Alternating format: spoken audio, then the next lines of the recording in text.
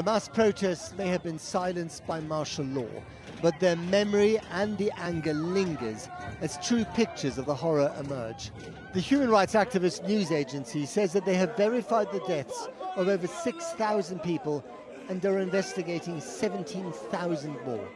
President Trump's latest warning represents a continuation of US pressure on Tehran over both its domestic crackdown on protesters and its nuclear ambitions. A massive armada is heading to Iran, he posted today. Hopefully, Iran will quickly come to the table and negotiate a fair and equitable deal. The next attack will be far worse.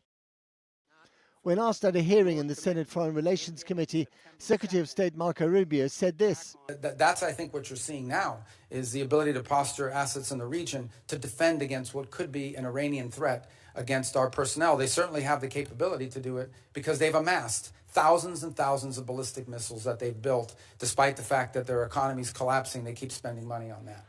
Iran has responded in kind to Trump today, saying Iran's response to any US strike will be immediate, all-out and unprecedented.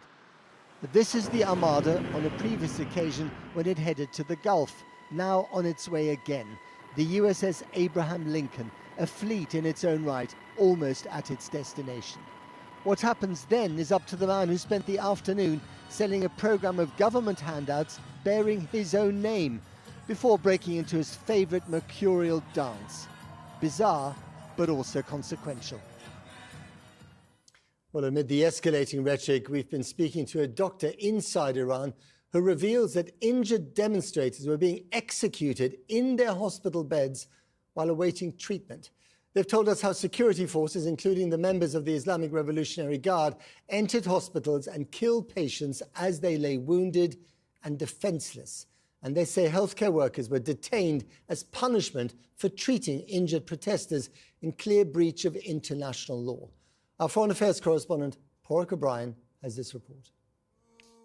From rags to riches to brutal repression, Hamid and Vahid Arzanlo, along with their 4 other brothers, were born into poverty in East Tehran.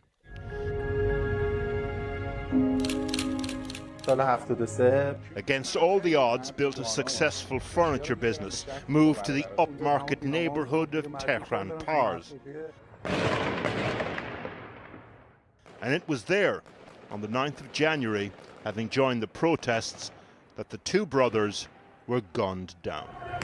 We spoke to a family friend of theirs now living in Europe, interviewed him anonymously for fear of repercussions on his family still in Iran. و اونجا که حمید تیر میخوره وحید میره که نجاتش بده و متاسفانه وحید هم تیر میخوره و جفتشون حمید خب 3 روز تو کما بود وحید حدود یه هفته بیشتر تو کما بود. They both eventually died of their injuries, but not before their family took it in turns to stand guard over the brothers in hospital for fear they'd be targeted inside. We know the security forces in Iran attacked hospitals as the demonstrations were gathering momentum in early January. This was a hospital in Elam, western Iran. But we've now spoken to a doctor on a condition of anonymity who says that during the bloodiest days of the clampdown, IRGC units moved into hospitals. اولا یک تمام بیمارستان دولتی در قرق نیروی امنیتی و نیروهای سپاه پاسداران بودن. تمام دوربینای ما در بسته رو گرفته بودن. The doctor then goes on to say that as the hospitals were filling up with injured demonstrators from the streets, security forces executed them in their beds. یک گزارشاتی که به من رسید، این گزارشاتی که پزشکانی که داشتم در سرتاسر کشور که به من رسید، که نیروهای سپاه پاسداران به بیمارستان حمله می‌کردن و کسانی و مجروحانی که هنوز زنده بودن روی تخت بیمارستان بهشون تیر خلاص می‌دادن. He then says that he was operating on a demonstrator who had been shot during protests in Tehran when security personnel came into the theatre and ordered them to stop. عملیات ایار رو متوقف کرد و ما گفتیم که هنوز زنده است و باید عملیات CPR رو ادامه بدیم و ایشون جلوگیری کردن و زنده ایشون رو داخل کابر یعنی کابر جسد گذاشتن و به سرد خونه منتقل کردن. ولی به شخصی دیدم که نیروهای سپاه پاسداران دستگاهی ونتیلاتور رو خاموش می‌کردند، لولای تراکوستومی. And it's not just patients who are being targeted. I'm Sharam Kordasti. I'm a hematologist in London. Dr. Kordashi is receiving information about the arrests of doctors in Iran who've been treating wounded demonstrators. He's been posting their details online. In recent days, what happens is the new wave of arresting these doctors from different hospitals. They started checking security cameras. They started searching all the details of patients who were treated under different names, false name, and they realized some of these doctors helped these patients and basically started arresting them, which is very worrying. And so back to the brothers Arzanlo. Part of their funeral ceremony was posted online. Similar scenes across Iran times thousands. That deeply disturbing report by Porek O'Brien. Well, earlier I spoke to Ali Vaez, director of the Iran project at the International Crisis Group and a mediator in the 2015 Iran nuclear deal. I asked him how seriously we should be taking the threats the Iranian government made to Mr. Trump this evening that it will defend itself like never before. Look, at this point, given the degree of friction between Iran and the United States and how both sides are perceiving threats very seriously, I think we should take every statement, every tweet, every social media post very seriously, because there is plenty of risk of miscalculation on all sides. Yeah, and both sides are not exactly pulling their punches here. So given what's on its way, you know, the USS Abraham Lincoln, you know, and the fleet that surrounds it is going to be in situ in the next couple of days or so. Do you think this is gunship diplomacy, or is it just gunship without the diplomacy? Well, with President Trump, it's always very difficult to say which one it is. He has sounded both very threatening and also conciliatory.